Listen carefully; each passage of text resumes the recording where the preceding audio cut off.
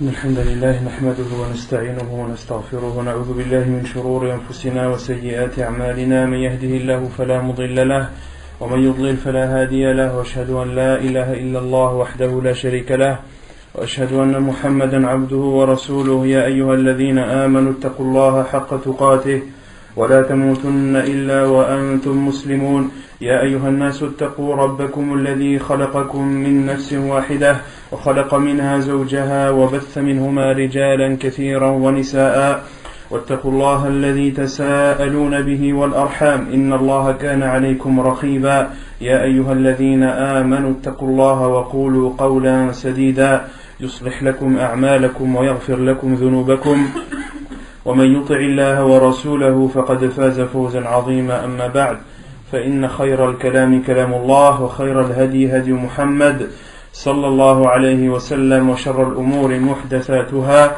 وكل محدثة بدعة وكل بدعة ضلالة وكل ضلالة في النار أما بعد. Donc nous continuons l'explication du livre Al-Wajiz fi fiqhi sunnati wal kitab al-aziz, un livre dans la jurisprudence islamique tiré du Coran et de la sunna authentique de notre prophète sallallahu alayhi wa sallam. Le cours de la semaine dernière portait sur deux chapitres. Le premier, ce qui est autorisé de faire pendant la prière, et le second, ce qui annule la prière. Concernant les choses qui sont autorisées à faire pendant la prière, on les avait citées au nombre de 11. Quelle était la première chose qu'on avait citée qui était autorisée à faire pendant la prière?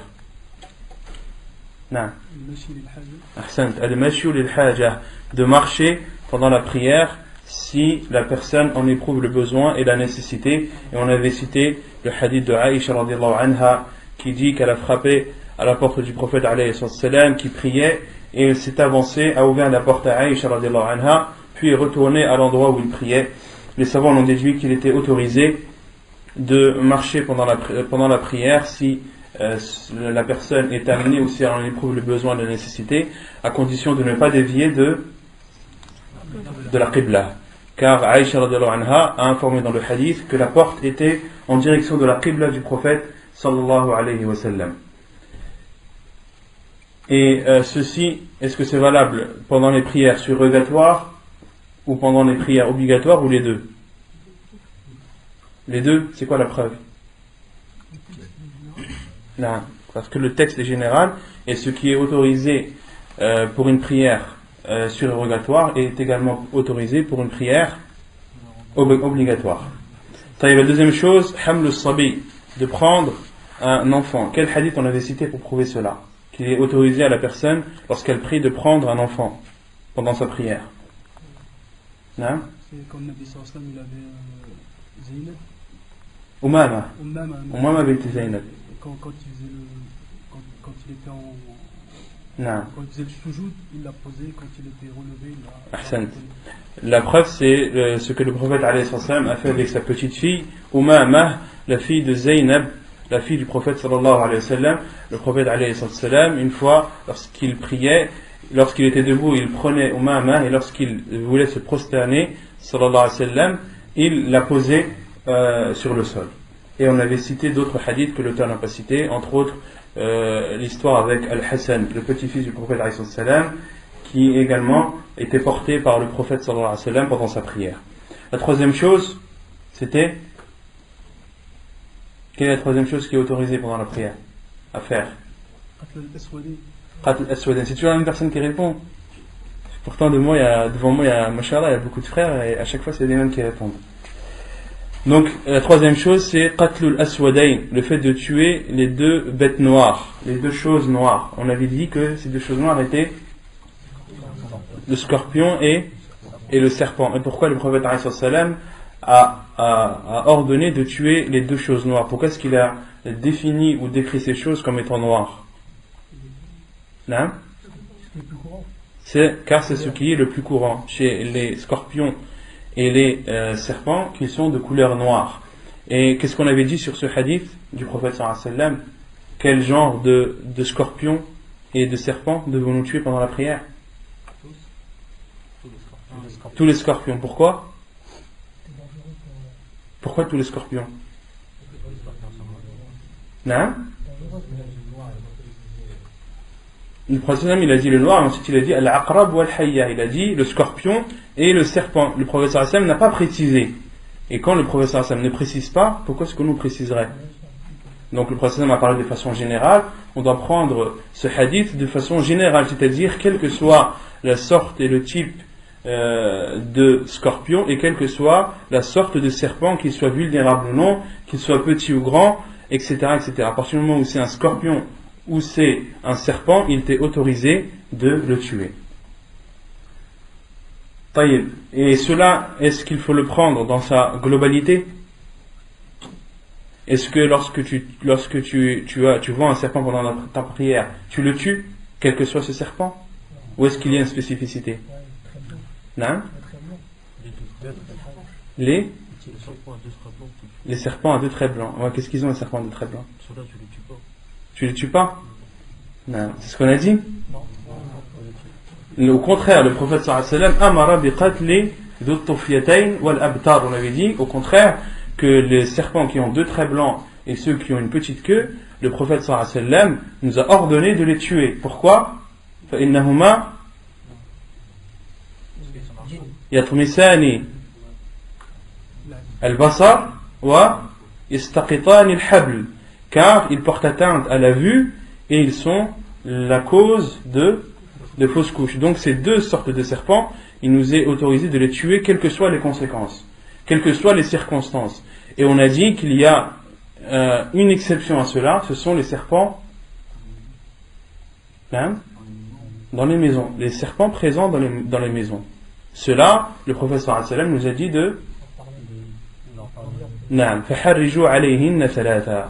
de les mettre dans une situation difficile, de leur demander de sortir et de partir 3 fois. S'ils sortent, sinon tuez-les.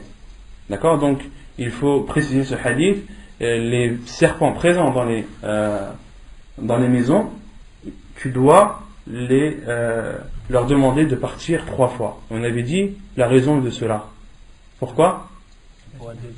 Car il peut être un djinn, car ce serpent peut être un djinn, et en le tuant, tu risques d'être tué toi aussi, si les djinns décident d'appliquer la loi du talion sur toi. Comme cela est arrivé au temps du prophète alayhi salam à un de ses compagnons radiyallahu anhu. Et dans la sunna, il y a des animaux qui nous sont que le prophète sallam nous a interdit de tuer. Il y a des animaux que le prophète sallam nous a ordonné de tuer, et il y a des animaux dont le prophète sallam ne nous a ni ordonné ni interdit de tuer. Quant à ceux que le prophète sallam nous a interdit de tuer, on en avait cité 4 la semaine dernière. Quels étaient-ils? Al-Namla wa al-Nahla wa al-Hudhud wa al-Hudhud wa qu'est-ce qu'on avait dit? Al-Hudhud et As-Surat. En arabe c'est As-Surat. Le prophète sallam nous interdit de tuer les abeilles, de tuer les fourmis, de tuer la huppe et de tuer les grenouilles, de tuer la pie. Et dans d'autres hadiths, le prophète sallam nous interdit de tuer Al-Difda', la grenouille. Dans d'autres hadiths, le prophète sallam nous interdit de tuer Al-Jarad, le criquet. Et ces animaux, ces insectes que le prophète sallam nous a interdit de tuer, les savants ont dit qu'il est autorisé de les tuer s'ils portent atteinte à la personne, s'ils nuisent à la personne. Il y a d'autres hadiths où le prophète sallam nous ordonne de tuer des animaux. Entre autres, le prophète sallam amara bi qatli al-ghurab, le corbeau. Ou al-had'ah. Al-had'ah, c'est ce qui est traduit par le Milan, c'est de la famille des faucons et des aigles. Ou al-fa'ra, et la souris. Ou al-kalb al-aqur. Al-kalb al-aqur, c'est le chien qui mord. Et les savants ont élargi cela en disant que les loups, par exemple, les panthères, les lions, les tigres rentrent dans ce hadith du prophète sallallahu alayhi wa sallam, car ils mangent les personnes et sont dangereux pour eux. Et le prophète sallallahu alayhi wa sallam a aussi interdit de tuer ou plutôt ordonné de tuer une cinquième chose dans le hadith Amara bi qatl al-ghurab wal-had'ah wal-fa'rah wal-kab al-aqur. Et le cinquième, qui connaît? Qui connaît le cinquième? La cinquième chose que le prophète nous a ordonné de tuer. Non? Les lézards, le prophète nous a dit de tuer les lézards de façon préférable. Il a dit celui qui le tue la première fois, il a combien de hasanat? 100. Le premier coup, c'est ça. Ou al-aqrab, dans le hadith il y a l'aqrab aussi. Dans le hadith il y a aussi le scorpion. C'était la cinquième chose qui m'avait échappé. Donc ces animaux ou ces insectes, le prophète nous a ordonné de les tuer. Et le prophète m'a dit فَإِنَّهُنَّ فَوَاسِقْ, car ce sont des fawasiq, c'est-à-dire des animaux qui nuisent. Et les savants ont dit, le prophète a utilisé le terme fawasiq car il nous est interdit de les consommer. Comme Allah subhanahu wa ta'ala dit وَلَا تَأْكُلُوا مِمَّا لَمْ يُذْكَرِ اسْمُ اللَّهِ عَلَيْهِ وَإِنَّهُ لَفِسْقٌ. Et ne mangez pas de ce qui n'a pas été prononcé le nom d'Allah dessus, car c'est du fisq. Et le fisq en arabe ça veut dire ce qui sort. Un fasiq, un pervers, c'est celui qui sort de l'obéissance d'Allah subhanahu wa ta'ala. Et les savants ont dit, le prophète sallam a décrit ces choses ou ces animaux comme étant fawasiq car ils sortent ou ils se délimitent des autres animaux par le fait qu'ils ne sont pas autorisés à la consommation. Et quant aux animaux ou aux insectes que le prophète sallam ne nous a ni ordonné ni interdit de tuer, les savants disent que le mieux al-mustahab wal-afdal an la taqtulahu, de ne pas tuer les insectes et les animaux qui ne te nuisent pas, même s'il n'est pas interdit de les tuer. Mais les savants disent de ne pas les tuer permet à la personne de s'éduquer et de ne pas porter atteinte à des créatures d'Allah subhanahu wa ta'ala, de ne pas prendre l'habitude de tuer les créatures d'Allah subhanahu wa ta'ala comme ça gratuitement sans aucune raison. Donc les animaux qui ne te nuisent pas, le mieux c'est de ne pas les tuer. Ne t'amuse pas par exemple s'il y a des mouches chez toi et qu'elles ne te gênent pas ou qu'elles ne te portent pas atteinte, ne t'amuse pas à les tuer. Ne prends pas cette habitude quand on parle de mouches. Taïb. Ensuite, la quatrième chose qui est autorisée de faire pendant la prière, al-iltifatu wal-ishara lil-haja, de tourner sa tête ou de faire des signes pendant sa prière qui permettent si la personne en a le besoin, et qui permettent de préserver la validité et la bonne et due forme de la prière. Et on avait cité la preuve, le hadith que le prophète sallam avait prié assis, ses compagnons derrière priaient debout, le prophète sallam a tourné sa tête et a vu ses compagnons debout, فَأَشَارَ إِلَيْهِمْ أَنْ يَجْلِسُوا, et le prophète sallam a fait un signe de sa main à ses compagnons pour qu'ils s'assiedent. La cinquième chose, on avait dit, c'était qu'il était autorisé de rendre le salam. la cinquième chose, de rendre le salam, c'était la sixième. De cracher dans son vêtement. Non, de cracher sur son vêtement ou de sortir un mouchoir et de cracher dessus. On avait cité le hadith du prophète alayhi salam à ce sujet. La sixième chose, c'est de faire un signe pour répondre au salam. Et on avait dit que le plus courant chez le prophète alayhi salam, le hadith qu'on avait cité, c'était qu'il répondait au salam en faisant un geste de sa main, la paume de sa main dirigée vers le sol et le dessus de sa main dirigé vers le ciel. Et on avait dit qu'il y avait d'autres versions où le prophète alayhi salam répondait au salam en faisant un mouvement de la tête. Et on avait cité la parole de Cheikh al-Albani qui dit, qu'est-ce qu'il dit Cheikh al-Albani? Arfan.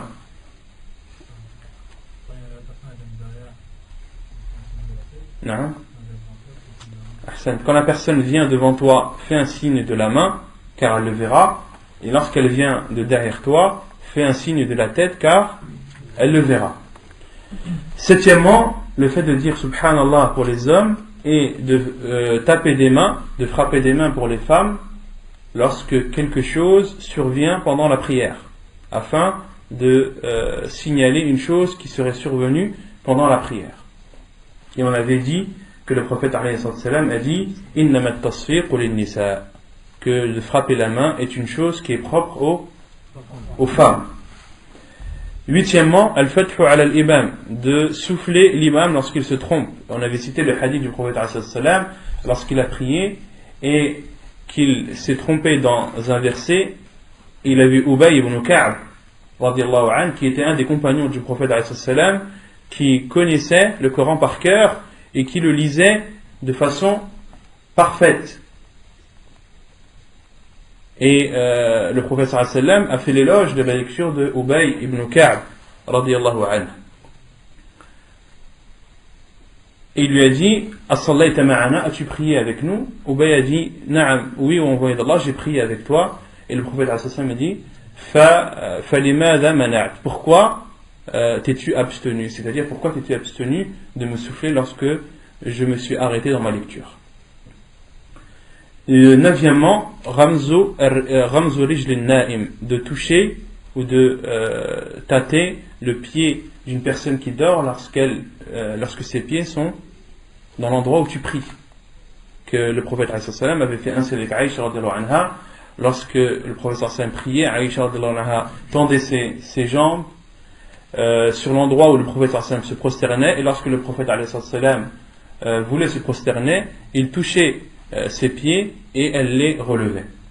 Dixièmement, de combattre celui qui veut passer devant toi. On avait cité le hadith à plusieurs reprises à ce sujet. Onzièmement, al-buka, le fait de pleurer, que cela est autorisé pendant la prière. Quelle est la preuve qu'on avait citée? Non. Non, le hadith d'Abu Bakr, lorsque le prophète avait ordonné qu'il soit imam, mais le hadith qu'a cité l'auteur. Non.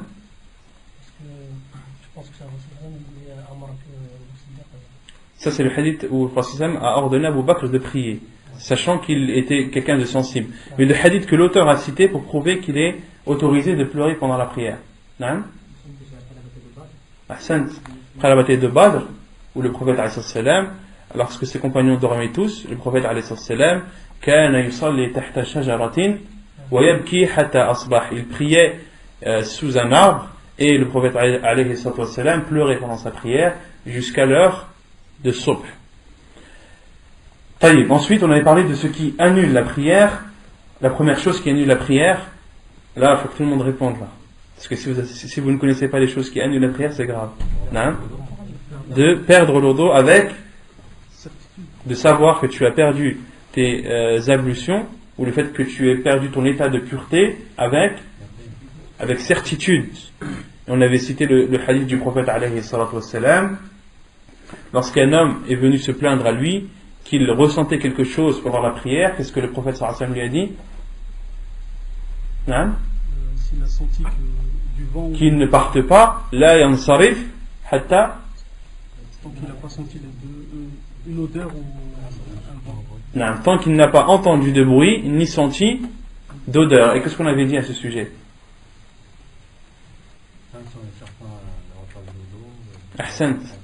Les savants ont dit que le prophète alayhi salatu wassalam a cité le fait d'entendre un bruit ou de sentir une odeur pour montrer que la personne doit être certaine, sûre et certaine, et qu'une personne, lorsqu'elle est certaine d'avoir perdu son état de pureté, sans avoir entendu de son ou avoir senti d'odeur, qui lui est autorisé de quitter la prière.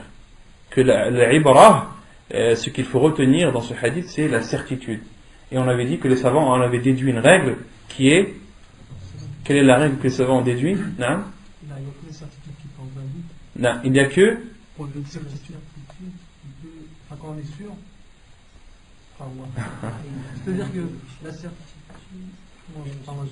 que la certitude ne peut être enlevée que par une certitude.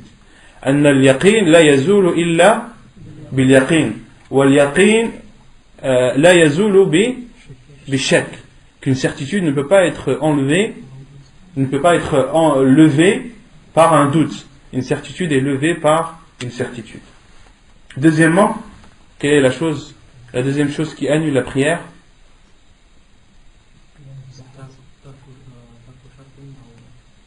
Non. De délaisser un pilier ou une condition de façon volontaire ou involontaire. Les deux, de façon volontaire ou involontaire. Et on avait dit que l'auteur s'était trompé dans cela. Et également pour celui qui délaisse une obligation volontairement. Celui qui délaisse une obligation de la prière volontairement, sa prière elle est batila, elle est annulée. La troisième chose qui annule la prière, de manger et de boire. Quelle est la preuve?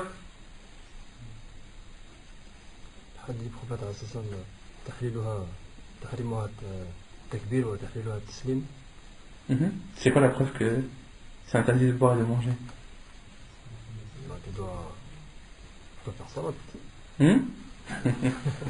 Hadaifa, c'est quoi la preuve? Qui connaît la preuve? Qui était là la semaine dernière? Qui connaît la preuve que de boire et de manger annule la prière? Le hadith que je viens de citer? Non, c'est pas ça la preuve. Tous les ulama, ils sont ijma' sur ce. Naam, ahsant, l'unanimité des savants. Al-ijma' al-ulama. Et quelle est la preuve que l'ijma' c'est une preuve? Naam. D'après le hadith du Nabi sallallahu alayhi wa sallam, il dit que sa communauté ne sera jamais dans l'erreur tant qu'elle est. Naam, que le hadith du prophète alayhi sallam qui dit la tajtami'u ummati ala dalala, que ma communauté n'est pas unanime sur une chose de fausse. D'accord? Et les savants sont unanimes sur le fait que de boire et de manger pendant la prière annule celle-ci. Toutes les prières. Non? Il y a l'ijma' sur toutes les prières. Non? Il y a l'ijma' sur toutes les prières. La semaine dernière, on n'avait pas dit que l'ijma', que l'unanimité des savants portait sur les prières obligatoires et sur les prières surérogatoires. On avait dit que c'était l'avis de la plupart des savants. Que c'était l'avis de la plupart des savants, mais que ce n'était pas une unanimité. Al-ijma' fi salat al-fard, wa laysa fi salat al-nafl. Fi salat al-nafl, yaqulu bihi jumhur al-ulama. Vous avez compris ou pas? Non. La quatrième chose qui annule, non? Ça c'est la cinquième. Al-kalam, de parler pendant la prière, annule celle-ci. Des paroles autres que celles qui sont autorisées, bien sûr. Et quelle est la preuve?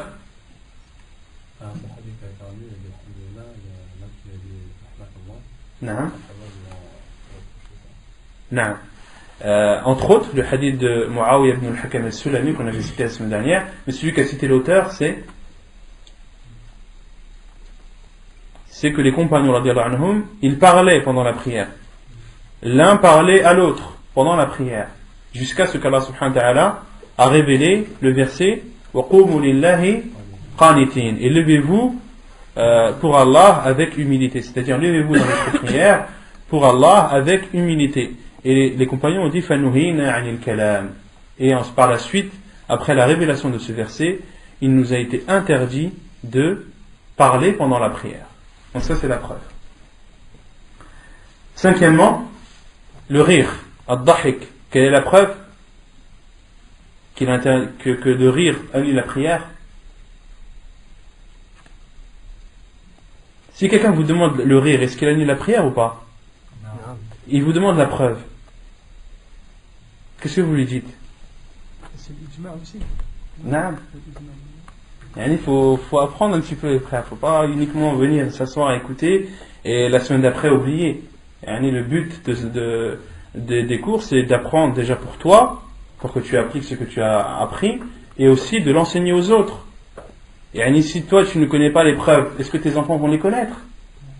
Comment est-ce que tu vas enseigner à tes enfants des choses comme celle-ci si tu ne connais pas les preuves? Ton enfant il va te demander la première chose, pourquoi? Quelle est la preuve?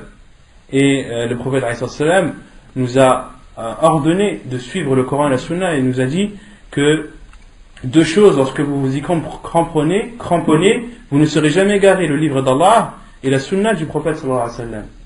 Et vous connaissez tous que notre da'wah est une da'wah qui est basée sur la science, sur l'ilm. Et l'ilm, c'est qala Allah, qala rasuluhu, qala sahaba. La science, c'est Allah a dit, le prophète a dit, les compagnons ont dit. Donc, nous qui représentons entre guillemets cette da'wah dans ce pays, si on n'est pas à même de citer des preuves qui sont simples, mais où va-t-on? On doit se ressaisir et donner plus d'importance à l'apprentissage de la science et essayer d'apprendre par cœur, car la science s'apprend par cœur. Et si tu ne peux pas l'apprendre par cœur, alors écris-la, parce que la plupart des frères qui sont là, ils n'écrivent pas, ils écoutent. Et tu écoutes, la semaine prochaine tu oublies la preuve. On l'a vu aujourd'hui dans plusieurs choses où je demande les preuves, personne n'est, ou toujours la même personne qui répond. Donc Inch'Allah, il faut se réveiller un petit peu. Sixièmement, quelle est la sixième chose qui annule la prière? Mororo, le fait qu'une femme, un chien noir ou un âne passe devant le prière. Non? On avait dit que c'était l'ijma'. La preuve du rire, c'est l'unanimité des savants. L'ijma'. Et le sourire, il n'annule pas la prière, mais il est déconseillé, comme l'ont dit les quatre imams. Ensuite, la sixième chose, c'est le fait qu'une femme pubère, un âne ou un chien noir passe devant toi lorsque tu n'as pas de sutra, lorsque tu n'as pas d'obstacle devant toi. طيب. يقول المؤلف صلاة التطوع. Donc l'auteur entre dans un autre chapitre qui est la prière surérogatoire. صلاة التطوع. Et la prière surérogatoire, ce sont toutes les prières qui ne sont pas obligatoires. Qu'est-ce qu'une prière surérogatoire? C'est une prière qui n'est pas obligatoire. فضلها عن أبي هريرة رضي الله عنه أن النبي صلى الله عليه وسلم قال إن أول ما يحاسب به العبد يوم القيامة من عمله صلاته فإن صلحت فقد أفلح وأنجح وإن فسدت فقد خاب وخسر فإن انتقص من فريضته. Ceux qui ont le livre, je ne sais pas s'ils ont فريضته ou فريضة. من فريضته. فمن انتقص من فريضته شيئا قال الرب تبارك وتعالى انظروا هل لعبدي من تطوع فيكمل به ما انتقص من الفريضة ثم يكون سائر عمله على ذلك. حديث صحيح رواه النسائي. Donc le mérite de la prière surérogatoire, quel est-il? Cela est cité dans le hadith d'Abu Hurayra radiallahu anhu, qui dit que le prophète sallallahu alayhi wa sallam a dit: la première chose par laquelle ou sur laquelle sera questionné ou jugé la personne ou le serviteur le jour du jugement sera sa prière. Si elle était bonne, alors il aura gagné. Et si elle était mauvaise, il aura alors perdu. Et lorsque dans ces prières obligatoires il y aura un manque, Allah subhanahu wa ta'ala dira à ses anges: regardez, est-ce que mon serviteur a des prières surérogatoires, afin de combler et de compenser le manque qui a lieu sur ces prières obligatoires. Et il sera fait ainsi pour tous les autres actes, pour toutes les autres adorations, comme le jeûne, comme la zakat, comme le hajj et autres. Lorsque tu fais une chose obligatoire mais qu'elle n'est pas faite comme il le faut, que ce soit par manque de sincérité ou par négligence de ta part, eh bien sache que ce que tu feras de cet acte-là comme chose surérogatoire, elles compenseront le manque de cette chose obligatoire. Donc le mérite de faire des nawafil, de faire salat al-tatawwu', c'est que plus tu feras de prières surérogatoires et plus tu auras de chance le yawm al-qiyamah, le jour du jugement, qu'Allah subhanahu wa ta'ala accepte tes prières obligatoires. Qu'Allah subhanahu wa ta'ala accepte tes prières obligatoires, car le prophète alayhi salam a dit dans un hadith qu'une personne elle prie et elle n'a de sa prière illa nisfuha, sudsuha, thuluthuha, rub'uha. Le prophète sallam a dit dans un hadith qu'une personne prie et elle n'a de sa prière que la moitié, que le quart, que le sixième, que le huitième. En fonction de ta prière et de comment tu l'as accomplie, il suffit qu'il y ait un manque de concentration, un manque de suivi de la sunna du prophète alayhi salam, pour que tu, à la fin de ta prière, tu en as que le huitième, qu'Allah nous en préserve. Donc, lorsque tu fais ta prière obligatoire, demande tout d'abord à Allah subhanahu wa ta'ala de te l'accepter et prends toujours tes précautions en faisant tes prières surérogatoires, car elles te serviront le jour du jugement. Istihbabu kawniha fil bayt. Le fait qu'il est préférable de les accomplir, c'est-à-dire les prières surérogatoires, dans les maisons. عن جابر قال رسول الله صلى الله عليه وسلم إذا قضى أحدكم الصلاة في مسجده فليجعل لبيته نصيبا من صلاته فإن الله جاعل في بيته من صلاته نورا. حديث صحيح رواه مسلم. وعن زيد بن ثابت أن النبي صلى الله عليه وسلم قال عليكم بالصلاة في بيوتكم فإن خير صلاة المرء في بيته إلا الصلاة المكتوبة. حديث متفق عليه. La preuve qu'il est préférable de faire ces prières surérogatoires dans les maisons est le hadith de Jabir radiallahu anhu qui dit que le prophète sallallahu alayhi wa sallam a dit lorsque l'un d'entre vous a terminé sa prière dans sa mosquée, qu'il prenne ou qu'il donne une part de cette prière chez lui. فَإِنَّ اللَّهَ جَاعِلٌ فِي بَيْتِهِ مِنْ صَلَاتِهِ نُورًا. Car Allah subhanahu wa ta'ala fait de ta prière que tu fais chez toi, c'est-à-dire de la prière surérogatoire, il fait de cette prière une lumière chez toi. Hadithun authentique rapporté par Muslim. Et un autre hadith, le hadith de Zayd ibn Thabit, qui dit que le prophète sallallahu alayhi wa sallam a dit alaykum bis salati fi buyutikum, faites vos prières chez vous. fa inna khayra salati al-mar'i fi baytihi illa as-salat al-maktuba. Car la meilleure des prières que peut faire une personne, c'est celle qu'il fait chez lui, hormis la prière obligatoire. Hormis la prière obligatoire pour les hommes, car ils doivent l'accomplir obligatoirement à la mosquée. Et les savants ont cité quelques sagesses sur le fait de prier les prières surérogatoires chez toi. Les savants disent qu'elle est meilleure car Allah subhanahu wa ta'ala donne une lumière ou fait de cette prière une lumière chez toi.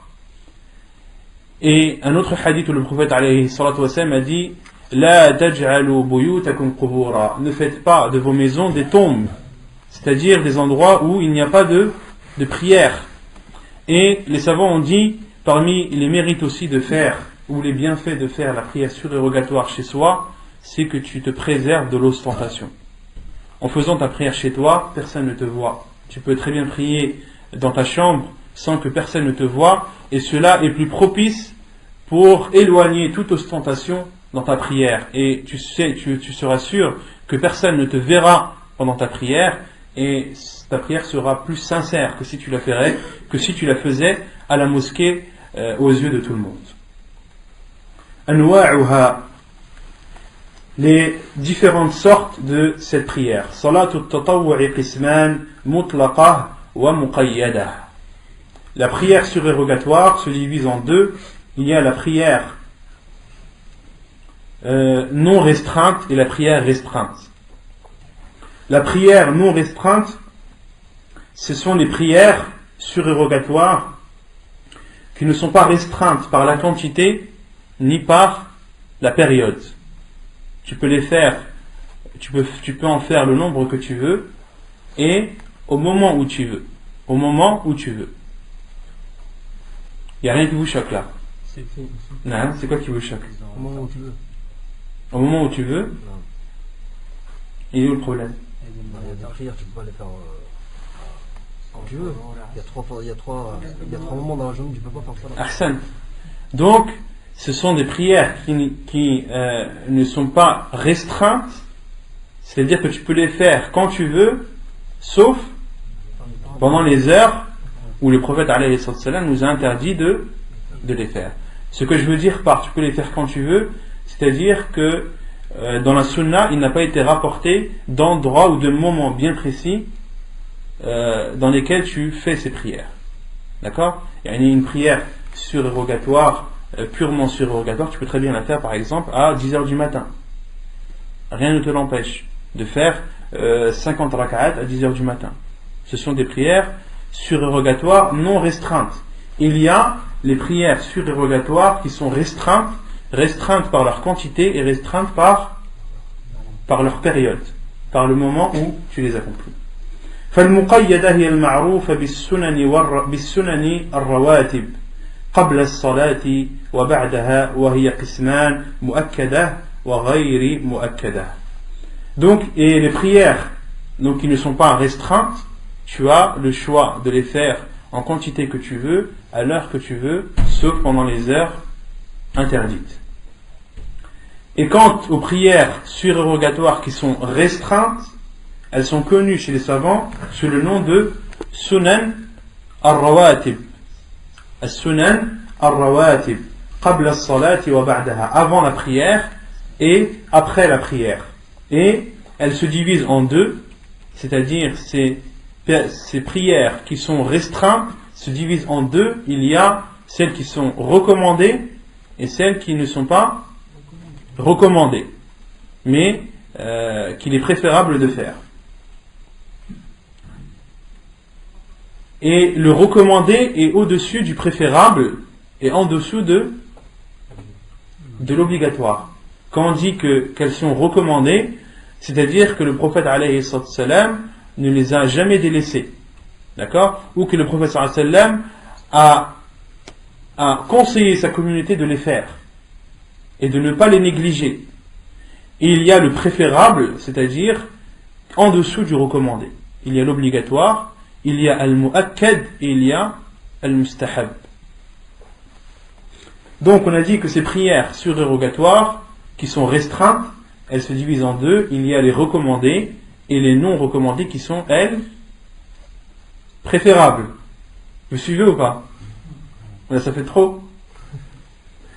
Il y a les prières restreintes par leur quantité et par le moment où on les fait. Celles-ci, elles se divisent en deux. Il y a les recommandées et il y a les préférables. Il y a les recommandés et il y a les préférables.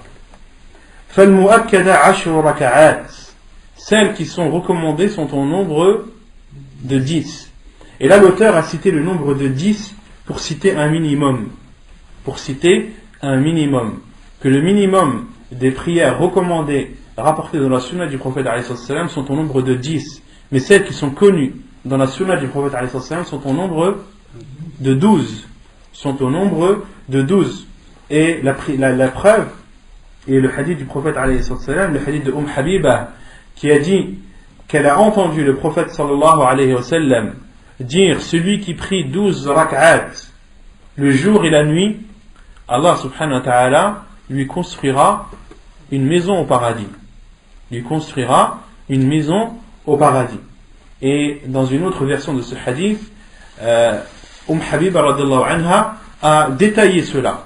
Elle a dit: arba'an qabla ad-dhuhr wa rak'atayn ba'dahu wa rak'atayn ba'da al-maghrib wa rak'atayn ba'da al-maghrib wa rak'atayn ba'da al-isha wa rak'atayn qabla as-subh. Elle a détaillé en disant que ces 12 rak'at correspondent à 4 rak'at avant la prière de Dhuhr, de 2 rak'at après celle-ci, après le Dhuhr, ça fait combien? 2 rak'at après le Maghrib, 2 rak'at après l'Isha et 2 rak'at avant la prière de Subh, qui fait un total de 12. Et l'auteur a cité le hadith d'Ibn Umar radiallahu anhu. عن ابن عمر قال: حفظت عن النبي صلى الله عليه وسلم 10 ركعات ركعتين قبل الظهر وركعتين بعدها وركعتين بعد المغرب وركعتين بعد العشاء وركعتين قبل صلاة الصبح وكانت ساعة لا يدخل على النبي صلى الله عليه وسلم فيها فحدثتني حفصة أنه كان إذا أذن المؤذن وطلع الفجر صلى ركعتين. حديث صحيح رواه الترمذي والبخاري. Donc l'auteur a cité le hadith de Ibn Omar qui dit que j'ai appris du prophète sallallahu alayhi wa sallam 10 raka'at, 2 avant le Dhuhr, 2 après, 2 raka'at après le Maghrib, 2 raka'at après l'Isha et 2 raka'at avant la prière du Subh. Et Ibn Omar a dit que les 2 raka'at avant le Subh, c'était une heure où personne n'entrait ou n'allait voir le prophète alayhi salam. C'était une heure où personne ne dérangeait le prophète alayhi salam avant la prière du Fajr. فحدثتني حفصة. Et Hafsa radiallahu anha, qui est la femme du prophète alayhi salam, a informé que le prophète sallallahu alayhi wa sallam, lorsque le mu'adhin faisait l'adhan du Fajr, eh bien il priait 2 raka'at. Il priait 2 raka'at.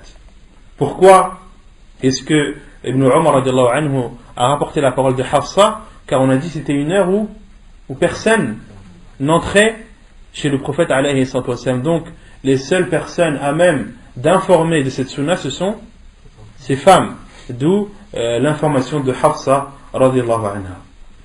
وعن عائشة رضي الله عنها أن النبي صلى الله عليه وسلم كان لا يدع 4 قبل الظهر وركعتين قبل الغداء. حديث صحيح رواه البخاري وأبو داود والنسائي. Il y a un autre hadith de Aïcha radiallahu anha qui prouve le nombre de 12. C'est le hadith de Aïcha radiallahu anha qui dit que le prophète sallallahu alayhi wa sallam ne délaissait jamais 4 rak'at avant le Dhuhr et 2 rak'at qabla al-Ghada. Quelle est la prière appelée al-Ghada? C'est quoi la prière qui est appelée al-Ghada? Al-Isha c'est l'Atama. Vous avez tout dit, sauf la bonne. Vous avez dit le Naam? Non. Vous avez dit le Dhuhr, vous avez dit l'Asr, vous avez dit le Maghrib, vous avez dit l'Isha, vous n'avez pas dit le Subh. Al-Ghada, Salatul Ghada, c'est Salat al-Fajr. Et donc dans ce hadith, le prophète sallam ne délaissait pas 4 rak'at avant le Dhuhr. Et si on rassemble le hadith de Aïcha radiallahu anha et le hadith de Ibn Umar, on voit que le nombre des sunan rawatib sont au nombre de 12. Donc cela est en concordance avec le hadith qu'on a cité, que l'auteur n'a pas cité, le hadith de Habiba, qui a dit que le prophète sallallahu alayhi wa sallam a dit: celui qui prie 12 rak'at pendant la journée et la nuit, Allah subhanahu wa ta'ala lui construira une maison au paradis. طيب, السنن الرواتب, est-ce qu'elles se font lorsque la personne est résidente? Est-ce qu'elle les fait également lorsqu'elle est en voyage? En voyage, non. En voyage, les savants ont dit qu'il y a 3 rawatib que la personne ne fait pas: ratibat al-dhuhr, wa ratibat al-maghrib, wa ratibat al-isha. Les raka'at que tu fais avant et après le dhuhr, tu ne les fais pas en voyage. Les raka'at que tu fais après le maghrib, tu ne les fais pas en état de voyage, quand tu es voyageur, et de même pour al-isha. Autrement dit, tu ne fais que al-fajr et al-witr. Tu ne fais que al-fajr et al-witr. Et Cheikh Ibn Uthaymin rahimahullah dit qu'il est autorisé pour le voyageur. Est-ce qu'il est autorisé au voyageur de faire des prières surérogatoires pures, qui ne sont pas restreintes? Il n'y a rien qui l'interdit. Il n'y a rien qui interdit au voyageur de faire al-nawafil al-mutlaqa. Al-nawafil al-mutlaqa, rien ne l'interdit. Et ça, beaucoup de gens ne le savent pas et se trompent. Ils confondent as-sunan al-rawatib avec as-sunan al-mutlaqa. Les prières surérogatoires non restreintes, il était préférable de les faire que tu sois résident ou voyageur. Celles qu'il t'est déconseillé de faire, ce sont les prières restreintes, on a dit, après le Dhuhr, après le Maghrib et après l'Isha. Et pourquoi les savants les appellent al-rawatib? Car elles sont en relation avec les prières obligatoires. Quand on parle de as-sunan al-rawatib, on parle des prières qui sont en relation avec les prières obligatoires. Ratibat al-Dhuhr, elles sont au nombre de combien? De 6. 4 avant et 2 après. Ratibat al-Maghrib, Ratibat al-Isha, elles sont au nombre de 2. Et Ratibat al-Asr, Ratibat al-Asr, il n'y a pas de Ratiba. Al-Asr, c'est une prière qui n'a pas de rawatib. D'accord? Al-Asr, c'est une prière qui n'a pas de rawatib. Et Cheikh Ibn Uthaymin, rahimahullah, dit qu'il est autorisé de faire des rak'at en état, quand tu es voyageur, après Ad-Dhuhr ou avant Dhuhr, après le Maghrib, après l'Isha, à condition que lorsque tu les fais, tu n'aies pas l'intention de faire Ar-Rawatib, mais de les faire avec une intention de Sunan Mutlaqa, de faire ces prières avec une intention de prière surérogatoire, non restreinte. Vous avez saisi ou pas? طيب الجمعة هل لها رواتب؟ الجمعة est-ce qu'elle a des prières qui lui sont associées? Non. Combien? 2 ou 4? Il y en a qui disent 2, il y en a qui disent 4. 2 à la mosquée, 4 à la mosquée, 2 à la maison, ou bien 4 à la mosquée et 2 à la maison. Il y a 2 hadiths du prophète alayhi salam. Il y a le hadith d'Ibn Umar radhiyallahu anhu qui dit que le prophète alayhi salam, lorsqu'il priait al-Jumu'ah, rentrait chez lui et priait 2 rak'at.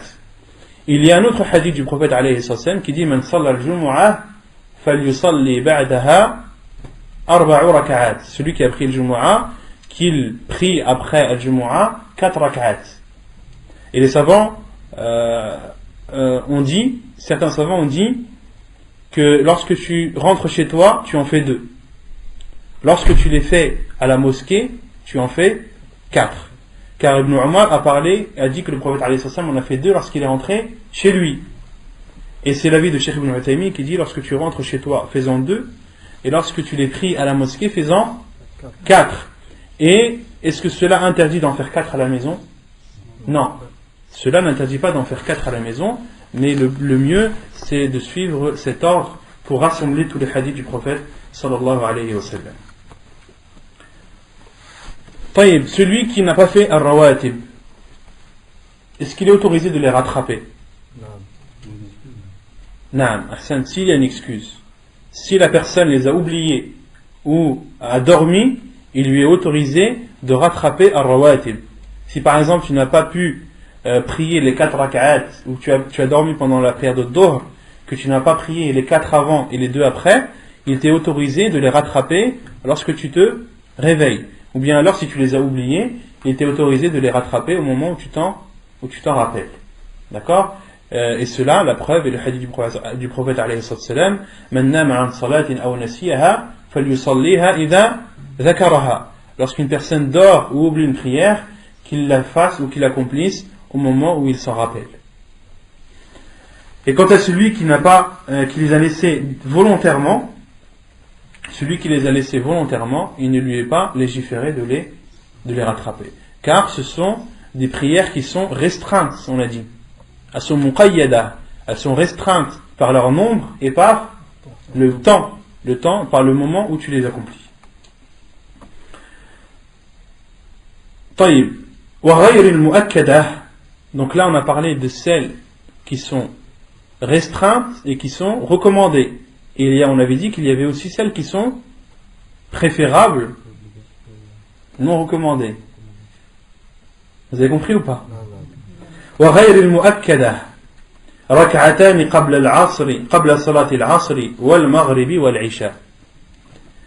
Donc celles qui sont restreintes par leur nombre et par le temps où tu les accomplis, mais qui ne sont pas recommandées, qui sont préférables, sont les 2 rak'at avant la prière du Asr, avant la prière du Maghrib et avant la prière de l'Isha.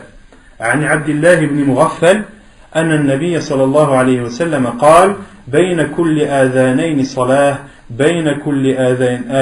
صلاة ثم قال في الثالثة لمن شاء. حديث متفق عليه. La preuve est le hadith d'Abdullah ibn Mughaffal qui rapporte que le prophète sallallahu alayhi wa sallam a dit entre les 2 adhan il y a une prière, entre les 2 adhan il y a une prière, puis la 3e fois le prophète alayhi wa sallam a dit pour celui qui le désire, pour celui qui le désire, hadith authentique rapporté par Al-Bukhari et Muslim. Et entre les deux adhan, on avait déjà parlé de ce sujet, les deux adhan qui sont Al-Adhan et Al-Iqama. Le prophète a cité Al-Iqama comme étant un adhan. Et dans ce hadith, le prophète sallallahu alayhi wa sallam a dit, entre les deux adhan, c'est-à-dire entre l'adhan et l'iqama, il y a une prière, c'est-à-dire il y a 2 rak'at. Le prophète sallallahu alayhi wa sallam l'a dit 2 fois, et au bout de la 3e, il a dit liman sha, pour celui qui le veut. Les savants ont déduit que ces rak'at n'étaient pas des rawatib, n'étaient pas recommandés, mais étaient préférables. Pourquoi? Car le prophète sallallahu alayhi wa sallam a dit au bout de la 3e fois, pour celui qui désire. وتستحب المحافظة على 4 قبل العصر. Et il est préférable de faire 4 rak'at avant al-asr. Cela est préférable. عن علي قال كان النبي صلى الله عليه وسلم يصلي قبل العصر 4 ركعات يفصل بينهن بالتسليم على الملائكة المقربين ومن تبعهم من المسلمين والمؤمنين. وعن ابن عمر عن النبي صلى الله عليه وسلم قال رحم الله امرأ صلى قبل العصر 4. حديث حسن رواه الترمذي. Donc il est préférable d'accomplir de façon continuelle 4 rak'at avant la prière de l'Asr. La preuve est le hadith de Ali radiallahu anhu qui dit le prophète sallallahu alayhi wa sallam priait avant la prière de l'Asr 4 rak'at.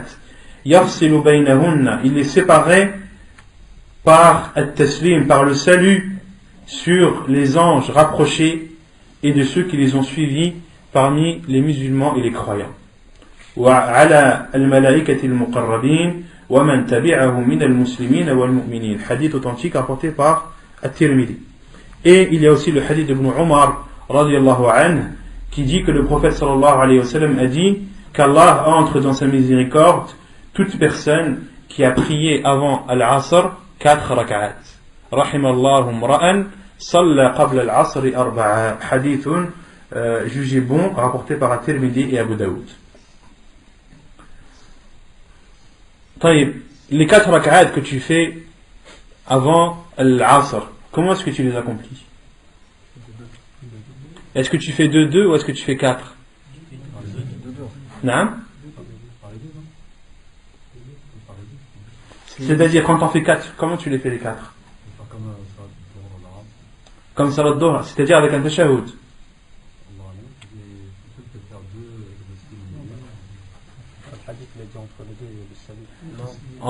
Dans ce hadith-là, le prophète sallallahu alayhi wa sallam a dit يفصل, ou plutôt Ali radiallahu anhu a dit يفصل بينهن بالتسليم على الملائكة المقربين ومن تبعهم من المسلمين والمؤمنين. Que le prophète sallallahu alayhi wa sallam pendant ces 4, il les divisait par un taslim, par un salut envers les anges rapprochés et ceux qui les ont suivis parmi les musulmans et les croyants. Il y a un khilaf des savants à ce sujet. Certains savants ont dit al-murad bit taslim, le prophète Ali radiallahu anhu, lorsqu'il a dit le salut sur les anges rapprochés, etc., il parle du salam qui est fait pendant le tashahhud. Il parle du salam qui est fait pendant le tashahhud. Et d'autres savants ont dit non. Le taslim ici c'est le salut. C'est-à-dire que le prophète sallallahu alayhi wa sallam, lorsqu'il priait 2 rak'at, il faisait le tashahhud et saluait. Et se levait et refaisait 2 autres rak'at. Car dans d'autres versions du hadith, yafsilu baynahunna bit taslim, que le prophète sallallahu alayhi wa sallam les séparait par le taslim sans citer ala al-malaikati al-muqarrabin wa man tabi'ahum min al-muslimin wal mu'minin. Et les savants ont appuyé cela, c'est-à-dire sur le fait de les séparer par le taslim, par un autre hadith du prophète sallallahu alayhi wa sallam qui dit Salatul layli wal nahari mathna mathna. Les prières du jour et de la nuit sont en nombre de 2, C'est-à-dire qu'il faut les séparer, de faire un taslim à toutes les 2 rak'at. Et ça, c'est l'avis qu'a soutenu Jumhur al-Ulama. La plupart des savants disent que le mieux, al-afdal, c'est de prier ces 4 rak'at en les séparant par un taslim. De prier 2 rak'at, de saluer et de se lever pour en accomplir 2 autres. هذا هو الأفضل. Comme l'ont dit beaucoup de savants de notre époque, comme Cheikh Al-Albani, Cheikh Ibn Baz, Cheikh Ibn Uthaymin, Cheikh Abdul Muhsin Al-Abbad, tous disent qu'il est autorisé, qu'il est préférable de séparer ces 4 rak'at par un taslim. Et ils disent il est autorisé de faire les 4 avec un tashahhud au milieu, de faire comme ad-dhuhr, de faire 2 rak'at, de faire le tashahhud et de se relever en faire 2 autres et de terminer par le taslim. Cela est autorisé, mais le mieux est de faire les 2 taslim. Taïb, si quelqu'un vous dit oui, mais si tu pries 4 rak'at avec un tashahhud au milieu, est-ce que tu ne ressembles pas à la prière de dhuhr? Non? Tu ne ressembles pas à la prière de dhuhr? Et le prophète sallallahu alayhi wa sallam a dit La tashabbahu bil witri bil maghrib.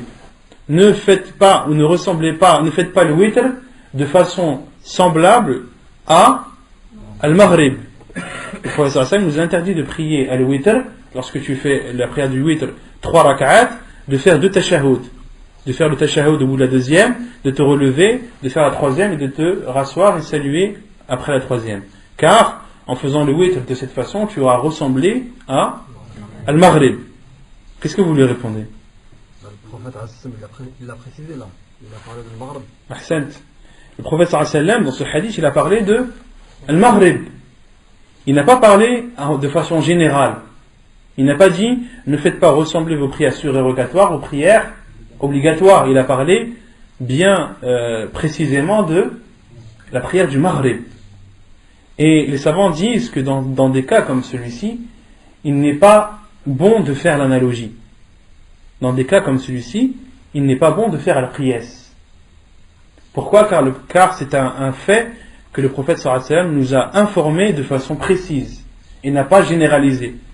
D'accord? Donc, ce qui nous est interdit, la prière qui nous est interdit de ressembler, c'est la prière du maghrib. Les autres, comme la dhuhr, rien n'interdit de faire cela. Au contraire, certains hadiths comme celui-ci, où on peut comprendre que le prophète sallallahu alayhi wa sallam a prié sans faire de taslim. Wallahu a'lam. ما جاء في قراءة النبي صلى الله عليه وسلم في بعض هذه الصلوات. Ce qui a été rapporté de la lecture du prophète صلى الله عليه وسلم durant ses prières. عن عائشة قالت كان رسول الله صلى الله عليه وسلم يقول نعمة السورتان يقرأ بهما في ركعتين قبل الفجر قل هو الله أحد وقل يا أيها الكافرون. حديث صحيح رواه ابن خزيمة وأحمد وابن ماجه. Selon Aïcha radiallahu anha, elle dit que le prophète sallallahu alayhi wa sallam a dit Ni'mati suratan, quelle belle sourate, ces 2 sourates qui sont lues pendant les 2 rak'at avant le fajr. Les 2 rak'at avant la prière obligatoire de le fajr. Qul huwa Allahu ahad wa qul ya ayyuha al-kafirun. La sourate al-Ikhlas, Qul huwa Allahu ahad et Qul ya ayyuha al-kafirun. Donc le prophète alayhi salatu wassalam, pendant les 2 rak'at du fajr, et on avait dit qu'il y avait plusieurs, que le prophète sallallahu alayhi wa sallam a nommé la prière obligatoire de temps en temps par Salat al-Subh et Salat al-Fajr. Après, tout dépend de l'utilisation que tu en fais. Mais là, ces 2 sourates, Qul Allahu Ahad et Qul Ya Ayyuhal Kafirun, la sunna c'est de les dire pendant les 2 raka'at que tu fais avant la prière du Fajr. Tu peux l'appeler Raka'atay al-Fajr. Les savants l'appellent Raka'atay al-Fajr ou bien Ratibat al-Fajr. Ratibat al-Fajr, qui sont 2 prières surérogatoires que tu fais avant la prière obligatoire. Et cette prière obligatoire, elle est tantôt appelée dans la sunna Salat al-Subh et tantôt appelée dans la sunna Salat al-Fajr. Donc tu peux appeler les 2 raka'at avant Ratibat al-Subh, Ratibat al-Fajr, ou bien Raka'atay al-Fajr ou Raka'atay al-Subh. وعن أبي هريرة أن رسول الله صلى الله عليه وسلم وعفوا بركعتي سنة عفوا pas rak'atay al-fajr et rak'atay al-subh, mais sunnat al-fajr et sunnat الصبح سنة الفجر ou bien سنة الصبح. وعن أبي هريرة أن رسول الله صلى الله عليه وسلم قرأ في ركعتي الفجر قل يا أيها الكافرون وقل هو الله أحد. حديث رواه مسلم. Et dans d'autres, le hadith d'Abu Huraira où le prophète sallallahu alayhi wa sallam lisait pendant les 2 rak'at avant le fajr قل يا أيها الكافرون et قل هو الله أحد. وعن ابن عباس أن رسول الله صلى الله عليه وسلم كان يقرأ في ركعتي الفجر في الأولى منهما قولوا آمنا بالله وما أنزل إلينا الآية التي في البقرة وفي الآخرة منهما آمنا بالله واشهد بأننا مسلمون. Et selon Ibn Abbas, radiallahu anhu, comme cela est rapporté dans Sahih Muslim et Sunan Abi Daoud, le prophète sallallahu alayhi wa sallam lisait pendant les 2 rak'at avant le fajr. Dans la première, il lisait Qulu amanna billah wa ma unzila ilayna, le verset qui est dans Surat Al-Baqarah, le verset numéro 136. Qulu amanna billah wa ma unzila ilayna wa ma unzila ila Ibrahim wa Ismaïla wa Ishaqa wa Yaquba wal asbat wa ma utiya Musa wa Isa وما أوتي النبيون من ربهم لا نفرق بين أحد منهم ونحن له مسلمون. Donc c'est le verset 136 de Al-Baqarah. وفي الآخرة, et pendant la deuxième, le prophète صلى الله عليه وسلم lisait قولوا آمنا بالله واشهد بأننا مسلمون, qui est le verset numéro 52 de Surat Al-Imran. Et le verset c'est فلما أحس عيسى منهم الكفر قال من أنصاري إلى الله قال الحواريون نحن أنصار الله آمنا بالله واشهد بأننا مسلمون. Et dans une autre version de Sahih Muslim, le prophète sallallahu alayhi wa sallam a dit pendant la deuxième rak'at de l'Fajr, au lieu de dire ce verset qui est فَلَمَّا أَحَسَّ عِيسَى مِنْهُمُ الْكُفْرِ, au lieu de dire le verset numéro 52, de réciter le verset numéro 64 qui est قُلْ يَا أَهْلَ الْكِتَابِ تعالوا إلى كلمة سواء بيننا وبينكم أن لا نعبد إلا الله ولا نشرك به شيئا ولا يتخذ بعضنا بعضا أربابا من دون الله فإن تولوا فقولوا اشهدوا بأننا مسلمون. Donc tu as le choix dans cela. Vous avez saisi ou pas? 52 où? Ali Imran. Non, le deuxième 64. نعم. وعن ابن مسعود قال ما أحصي ما سمعت رسول الله صلى الله عليه وسلم يقرأ في الركعتين بعد المغرب وفي الركعتين قبل الفجر بقل يا أيها الكافرون وقل هو الله أحد. حديث حسن صحيح رواه الترمذي.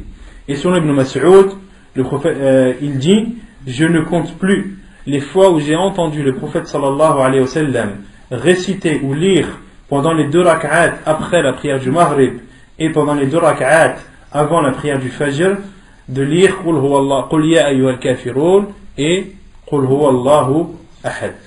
De lire Qul ya ayyuhal kafirun et Qul huwallahu ahad. Donc là on en déduit 2 sunan qu'il est fait partie de la sunna du prophète sallallahu alayhi wa sallam, de lire Qul ya ayyuhal kafirun et Qul huwallahu ahad pendant les 2 rak'at avant le Fajr, ou bien de lire قولوا آمنا بالله وما أنزل إلينا إلى آخر الآية, le verset 136 dans la première rak'at, et le verset 136 de Al-Baqarah et le verset 52 de Ali Imran آمنا بالله واشهد بأننا مسلمون, ou bien de lire dans Sunnat al-Fajr le verset 136 قولوا آمنا بالله, le verset 136 de Al-Baqarah, et dans la deuxième rak'at de lire le verset 64 فلا قل يا أهل الكتاب تعالوا إلى كلمة سواء بيننا وبينكم. Et la troisième sunna, c'est de lire قل يا أيها الكافرون et قل هو الله أحد durant les 2 rak'at après le Maghrib. Il fait partie aussi de la sunna du prophète sallallahu alayhi wa sallam de lire قل يا أيها الكافرون et قل هو الله أحد après la prière, après les 2 rak'at qui suivent, plutôt pendant les 2 rak'at qui suivent la prière de Maghrib. Vous avez saisi, c'est clair ou pas? Non. Il y a pas de, vous avez tout compris. La semaine prochaine, je vous pose des questions, vous répondez tous. Et parmi la sunna aussi à faire pendant le Fajr, c'est de les faire courtes, de les faire rapidement. Comme l'a dit Aïcha radiallahu anha lorsqu'elle a décrit la façon du prophète sallallahu alayhi wa sallam d'accomplir sunnat al-fajr, elle a dit, et je me suis demandé si le prophète sallallahu alayhi wa sallam lisait le Fatiha. Le prophète sallallahu alayhi wa sallam les faisait rapidement, la rak'at al-fajr, les 2 rak'at avant la prière du fajr, il les faisait rapidement, et au point que Aïcha radiallahu anha pensait que le prophète sallallahu alayhi wa sallam ne lisait pas al-Fatiha. Et pourquoi Aïcha radiallahu anha a dit cela? Car ce qui est connu du prophète sallallahu alayhi wa sallam pendant ses prières surérogatoires, c'est qu'il les faisait longues, surtout les prières la nuit. Le prophète sallallahu alayhi wa sallam les faisait extrêmement longues. Et Aïcha radiallahu anha, lorsqu'elle voyait le prophète sallallahu alayhi wa sallam prier rak'at al-fajr comparé aux prières que faisait le prophète sallallahu alayhi wa sallam la nuit, on avait l'impression qu'il ne lisait même pas al-Fatiha. Car dans certains, comme cela a été rapporté dans plusieurs hadiths, que le prophète sallallahu alayhi wa sallam, pendant la nuit, dans une rak'at, il avait lu Al-Baqarah, Al-Imran et Al-Nisa, qui fait à peu près 120 pages. 120 pages à peu près du Coran. Dans une seule rak'at. Donc, Aïcha radhiyallahu anha a dit cela pour montrer, en comparaison avec les prières de nuit que le prophète alayhi salam faisait. طيب يقول المؤلف الوتر. Donc ensuite il parle de la prière appelée al-witr. Al-witr qui veut dire en arabe impair, ou qui peut dire aussi l'unique. حكمه وفضله. Le jugement de cette prière al-witr ainsi que ses mérites. الوتر سنة مؤكدة حيث حث عليه الرسول صلى الله عليه وسلم ورغب فيه. Donc al-witr, la prière du witr, est une prière qui est recommandée. C'est une sunna qui est recommandée, c'est-à-dire qu'elle est au-dessus du préférable. Le prophète sallallahu alayhi wa sallam l'a conseillé et a insisté dans cela. عن أبي هريرة عن رسول الله صلى الله عليه وسلم قال إن الله وتر يحب الوتر حديث متفق عليه. وعن علي قال إن الوتر ليس بحتم أي ليس بفريضة ولا كصلاتكم المكتوبة ولكن رسول الله صلى الله عليه وسلم أوتر ثم قال يا أهل القرآن أوتروا فإن الله وتر يحب الوتر حديث صحيح رواه ابن ماجه والترمذي والنسائي.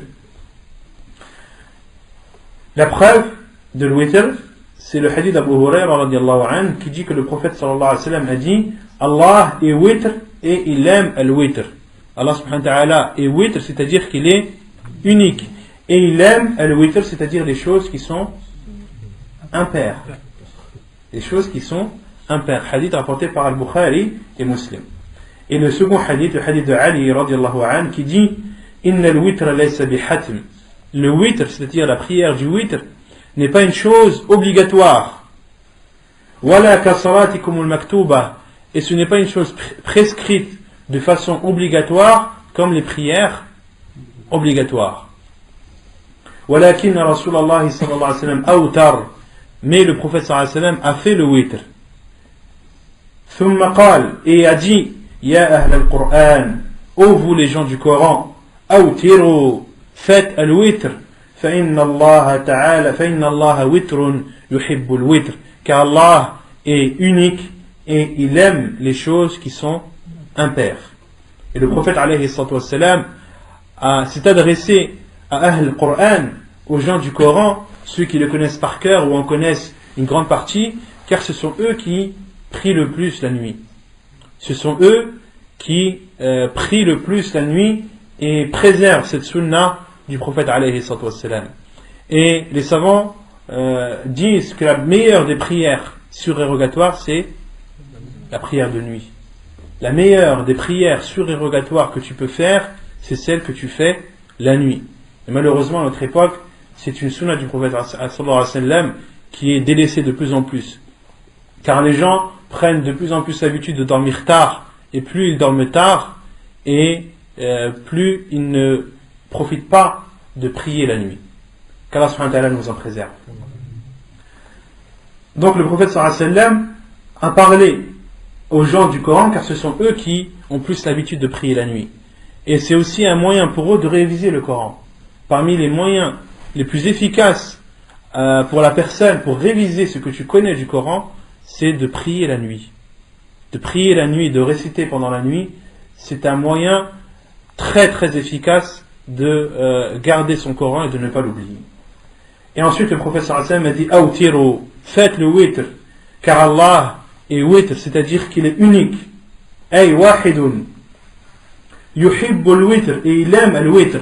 Et dans ce hadith il y a la preuve que al-mahabba, que l'amour c'est un des caractères d'Allah subhanahu wa ta'ala, qu'Allah subhanahu wa ta'ala aime, mais il n'aime pas comme ses serviteurs.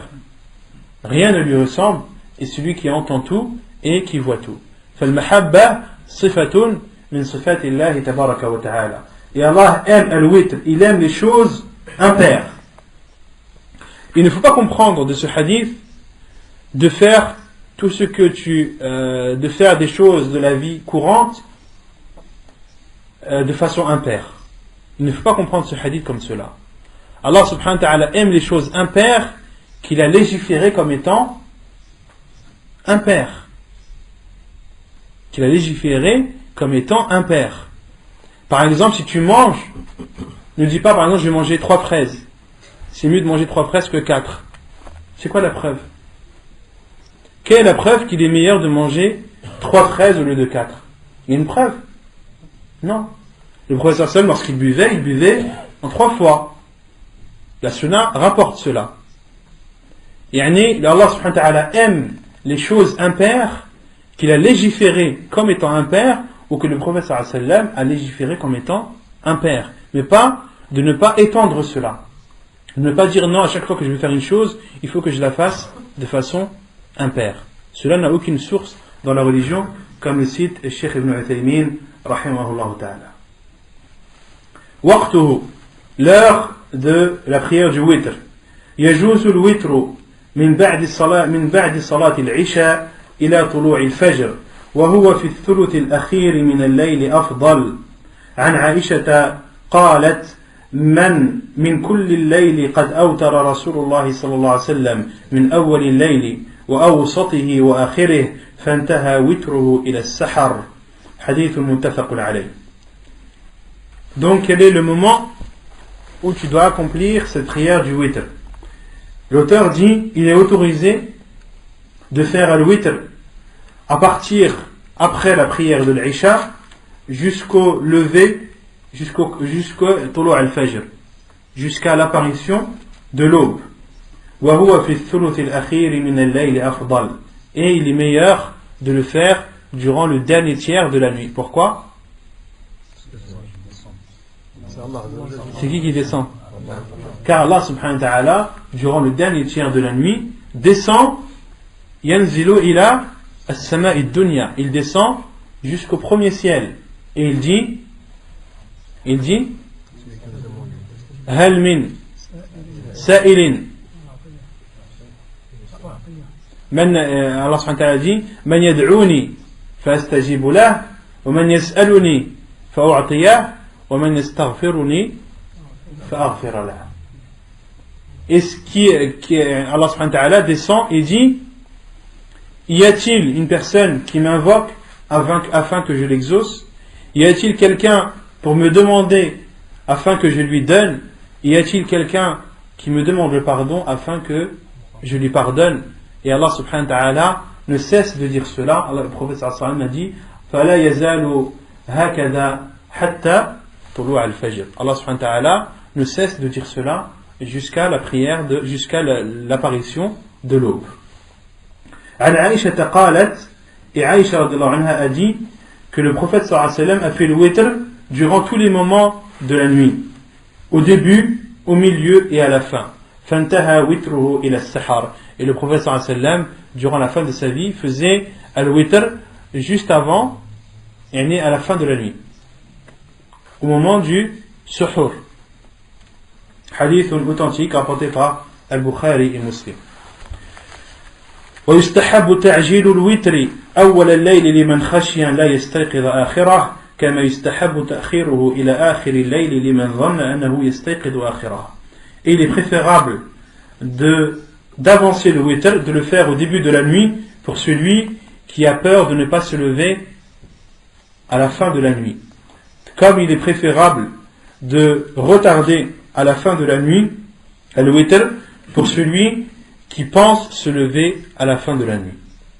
Donc si tu penses te lever à la fin de la nuit avant l'apparition de l'aube, alors retarde le witr jusqu'à la fin de la nuit. Cela est meilleur et préférable. Et si tu as peur de ne pas te lever, alors fais al-witr au début de la nuit avant de t'endormir. عن أبي قتادة أن النبي صلى الله عليه وسلم قال لأبي بكر متى تؤتر؟ قال أوتر قبل أن أنام. فقال لعمر متى تؤتر؟ قال أنام ثم أوتر. فقال لأبي بكر أخذت بالحزم أو بالوثيقة. وقال لعمر أخذت بالقوة. حديث حسن صحيح. Et selon Abu Qatada, le prophète sallallahu alayhi wa sallam a demandé à Abu Bakr, quand est-ce que tu fais le witr? Il a répondu, je fais le witr avant de dormir. Et le prophète sallallahu alayhi wa sallam a demandé à Omar, quand est-ce que tu fais le witr? Il a répondu, je dors puis je fais le witr. Et le prophète sallallahu alayhi wa sallam a dit à Abu Bakr, akhadta bil hazmi ou bil watiqa. Tu as pris tes précautions. Il a dit à Abu Bakr, tu as pris tes précautions. Et il a dit à Omar radiallahu anhu, akhadta bil quwwa. Tu as pris par la force, c'est-à-dire que tu as préféré utiliser la force de ta volonté et de ta motivation pour faire al-witr à la fin de la nuit. Et al-hazm, les savants disent ضبط الرجل أمره والحذر من فواته. Le fait qu'une personne, lorsqu'on dit qu'elle est hazm, c'est-à-dire qu'elle prend ses précautions et qu'elle prend les devants. D'où le fait de hazm al-shay. Lorsque tu attaches quelque chose qui vient du terme hazm, d'où al-hizam, la ceinture, tu l'utilises pour prendre tes précautions. Quand tu attaches quelque chose avec une ceinture ou avec une corde, c'est pourquoi? C'est pour que cette chose ne tombe pas, ne bouge pas. D'accord? Donc le prophète sallallahu alayhi wa sallam a dit à Abu Bakr, akhadta bil hazm, tu as pris tes précautions, c'est-à-dire tu as jugé bon et meilleur de prier al-witr car tu n'étais pas sûr de te lever avant l'apparition de l'aube. Et il a dit à Omar radiallahu anhu, akhadta bil quwwa, tu as pris la force, c'est-à-dire tu as été motivé et tu as eu beaucoup de volonté, et ceci a fait en sorte que tu dormes et ensuite que tu pries al-witr avant l'apparition de l'aube. Autrement dit, il est autorisé de faire l'un comme il est autorisé de faire l'autre. Le prophète sallallahu alayhi wa sallam n'a pas repris, il n'a pas fait de reproche à Abu Bakr radiallahu anhu ou bien à Omar radiallahu anhu. وعن عائشة قالت كان النبي صلى الله عليه وسلم يصلي وأنا راقدة معترضة على فراشه فإن أراد أن يوتر أيقظني فأوترت. حديث متفق عليه. نعم. فإذا أراد أن يوتر أيقظني فأوترت. بارك الله فيك. Et selon Aïcha radiallahu anha, elle dit, le prophète sallallahu alayhi wa sallam priait alors que moi je dormais allongé sur le lit. فإذا أراد أن يؤتر. Et lorsque le prophète sallallahu alayhi wa sallam voulait faire le witr, autrement dit vers la fin de la nuit, أيقظني فأوترت. Il me réveillait et je faisais mon witr. Hadith authentique rapporté par Al-Bukhari et Muslim. Et les savants ont déduit, entre autres, qu'il n'est pas obligatoire de réveiller sa famille pour prier. Car le prophète sallallahu alayhi wa sallam, dans ce hadith, il priait alors que sa femme Aïcha dormait. Et que de réveiller sa famille pour prier la nuit est une chose préférable de temps en temps. Taïb. Celui qui a prié le witr au début de la nuit, car il pensait qu'il n'allait pas se réveiller pendant la nuit. Mais pendant la nuit, il s'est réveillé. Qu'est-ce qu'il fait? Il prie ou pas? Non. Le witr, c'est pas la clôture. Si, mais c'est rapporté que le prophète il a déjà fait 2 rak'at après le witr. Ahsant. il a été rapporté que le prophète sallallahu alayhi wa sallam, on le verra la semaine prochaine, Inch'Allah, que le prophète sallallahu alayhi wa sallam priait 2 raka'at après la prière du witr, en étant assis. Que le prophète sallallahu alayhi wa sallam priait 2 raka'at après le witr en étant assis, et il lisait entre autres dans cette raka'at, il lisait dans la première raka'at Qul ya ayyuhal kafirun, et dans la deuxième non Idha zulzilatil ardu zilzalaha. Ahsan. Non. Non. Alors la première il lisait Qul ya ayyuhal kafirun, et dans la deuxième attends, ouais, tu mets un doute là. Oui, je regarderai Inch'Allah, dans une des raka'at le professeur sallam lisait Qul ya ayyuhal kafirun, et dans la deuxième il lisait Idha zulzilatil ardu zilzalaha. Donc les savants ont déduit qu'il est autorisé de prier pour celui qui a prié le witr au début de la nuit, car il avait peur de ne pas se lever, mais malgré cela s'est levé, rien ne lui interdit de prier. Par contre, qu'est-ce qu'il lui interdit de faire? De refaire al-witr une seconde fois. Pourquoi? Car le prophète sallallahu alayhi wa sallam a dit La witrani fi layla. Il n'y a pas 2 witr dans une nuit. Il n'y a pas 2 witr dans une nuit. Donc, si tu as prié le witr au début de la nuit et que durant la nuit tu t'es réveillé et que tu as envie de prier, prie, mais ne refais pas al-witr, car le prophète sallallahu alayhi wa sallam a interdit cela en disant il n'y a pas 2 witr dans une nuit. Wallahu a'lam. Non. Tu n'es pas restreint par le nombre, par contre. Tu es restreint par 11 selon l'avis des savants. Tu es restreint par 11 raka'at selon l'avis des savants. Non. ونكتفي بهذا القدر وصلى الله وسلم وبارك على نبينا محمد وعلى آله وصحبه أجمعين وآخر دعوانا أن الحمد لله رب العالمين. Il n'y a pas de questions? Non. Par rapport aux prières avant Zohr et avant l'Asr, les 4 rak'at, est-ce que c'est après l'adhan ou avant l'adhan? بعد الأذان. بعد الأذان. راتبات c'est après l'adhan. C'est entre l'adhan. لا عفوا. Si, c'est après l'adhan. Après دخول الوقت. Parce que l'adhan, والذي يعلن بدخول الوقت. Et al-ratiba, on avait dit qu'elles sont en relation avec les prières. D'accord? Si tu fais al-ratiba avant al-asr, tu n'as pas fait avant al-asr. Il faut que l'heure rentre, puis ensuite que tu fasses al-ratiba. Wallahu a'lam. Non. Tu n'es pas obligé d'entendre l'adhan. Maintenant, nous, on est chez nous, ici en France. Tu sais que c'est l'heure de l'waqt. Non, al-ibra bidukhul al-waqt. Non, lorsque l'heure entre. Wallahu a'lam. Non. Si on a fait le witr au début de la nuit, après on se réveille, il faut faire, jusqu'à encore 9 rak'at, c'est ça? Ou on fait que 2? Selon l'avis des savants, quand tu pries le witr au début de la nuit, que ensuite tu te lèves dans la nuit pour prier, il y a des versions où Aïcha radhiyallahu anha a dit que le prophète sallallahu alayhi wa sallam, ça on verra la semaine prochaine, que le prophète sallallahu alayhi wa sallam a prié 13 rak'at. Mais les savants ont dit que parmi ces 13 rak'at, il y a 2 rak'at, il y a sunnat al-isha. Il y a sunnat al-isha dans ces 13. Car dans un autre hadith, Aïcha radhiyallahu anha a dit Ma kana yazidu an-nabiy sallallahu alayhi wa sallam fi Ramadan wa la ghayrihi ala 11 rak'at. Que le prophète sallallahu alayhi wa sallam ne faisait pas plus de 11 rak'at pendant sa prière de nuit, que ce soit pendant le Ramadan ou en dehors du Ramadan. Et les versions qui rapportent que le prophète sallallahu alayhi wa sallam en a prié 13, il a prié 13 en comptant les 2 rak'at après al-Isha qui, elles, ne font pas partie de la prière de nuit. Wallahu a'lam. La question, c'est en fait, on a dit qu'il a en faisait 2, enfin, il a fait le witr d'abord, après il se réveille, il en faisait 2. Non. Est-ce qu'on peut en faire plus quand on a fait le witr d'abord? Si tu as fait le witr, tu en as fait combien? Une? Ouais. Ou bien si tu as fait le witr en 3? On a dit quand il se réveillait après, il en faisait 2. Mais est-ce qu'il y a d'autres délits qui montraient qu'il en faisait plus? Comment ça? J'ai pas compris. C'est comment on fait le witr? Non. Après on dort. Non. On se réveille la nuit. Est-ce qu'on peut faire plus que de 2 Et les savants disent que al-witr, le mieux c'est de clôturer ta prière de nuit par al-witr. Ça c'est ce qui est préférable. Et ce n'est pas une chose obligatoire. Autrement dit, tu peux faire al-witr au début de ta prière de nuit et faire ta prière de nuit après. D'accord? Et les savants ont utilisé le hadith pour qui prie 2 rak'at sur le fait qu'il est autorisé de prier après, pas uniquement 2 rak'at, parce que pour ça on en a fait 2, mais ils en ont déduit qu'il était préférable de faire al-witr et de clôturer ta prière par al-witr, que c'était une chose préférable. Mais rien ne t'interdisait de faire ta prière de nuit dans sa totalité après le witr. Wallahu a'lam. Non.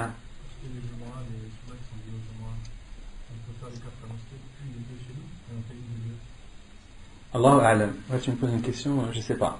Sur le sunnat al-jumu'ah, ratibat al-jumu'ah, est-ce que tu peux en faire 4 à la mosquée et 2 chez toi? Allahu a'lam. Ce que je sais des savants, c'est de faire les 2 ou les 4. Certains disent qu'il faut en faire que 2, d'autres disent qu'il faut faire 4, et d'autres disent ça dépend si tu es à la mosquée ou si tu es à la maison. Mais 6, Allahu a'lam, j'ai pas entendu ça. Non. Pour les semaines, le fajr, quand tu fais les 2 rak'at al-wassat, on peut les faire après l'adhan ou avant? Rak'atay al-fajr, tu les fais après l'adhan. Après l'adhan. Rak'atay al-fajr, tu les fais après l'adhan du fajr. Il y a beaucoup de hadiths du prophète sallallahu alayhi wa sallam, comme le hadith qu'on a cité de Hafsa, lorsque فَإِذَا أَذَّنَ الْمُؤَذِّنِ قَامَ فَصَلَّى رَكْعَتَيْنِ, lorsque le mu'adhin faisait l'adhan, il se levait, il priait 2 rak'at. Et d'autres hadiths où Aïcha dit que le prophète avait prié la nuit, et Bilal radiallahu anhu est venu et a dit as-salatu ya Rasulallah, et le prophète a prié 2 rak'at qui sont rak'atay qabla al-fajr, thumma salla bin nas, puis il a présidé la prière pour les gens. Non. Tout à l'heure, on a dit que si on cultive, on le fait rapidement. D'après la hadith de Aïcha radiallahu anha, maintenant, on va savoir si c'est khas pour le fajr. C'est khas pour le fajr. Non, pas pour le rawatib. Le fait de faire le fajr de façon rapide, cela est propre, a été rapporté uniquement dans Sunnat al-Fajr, comme Aïcha radhiyallahu anha l'a rapporté dans beaucoup de hadiths. Non.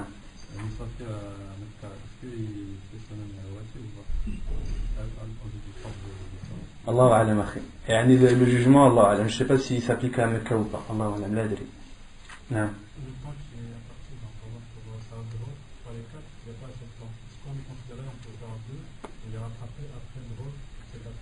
Allah a'lam, la adri. Non. Thuluth al-layl, le tiers de la nuit, tu le comptes en comptant l'heure du maghrib et l'heure de al-fajr.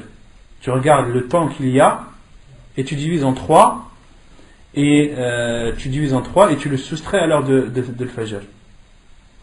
T'as compris? Et ici, par exemple, entre le maghrib et le fajr, il y a 9 heures. Le tiers de 9, c'est 3. Supposons que le fajr est à 4 heures. D'accord? Tu enlèves 3, tu soustrais 3 à 4. Donc, le dernier tiers de la nuit commencerait à 1h du matin. Et c'est la même chose, il faut faire le même calcul pour la moitié de la nuit.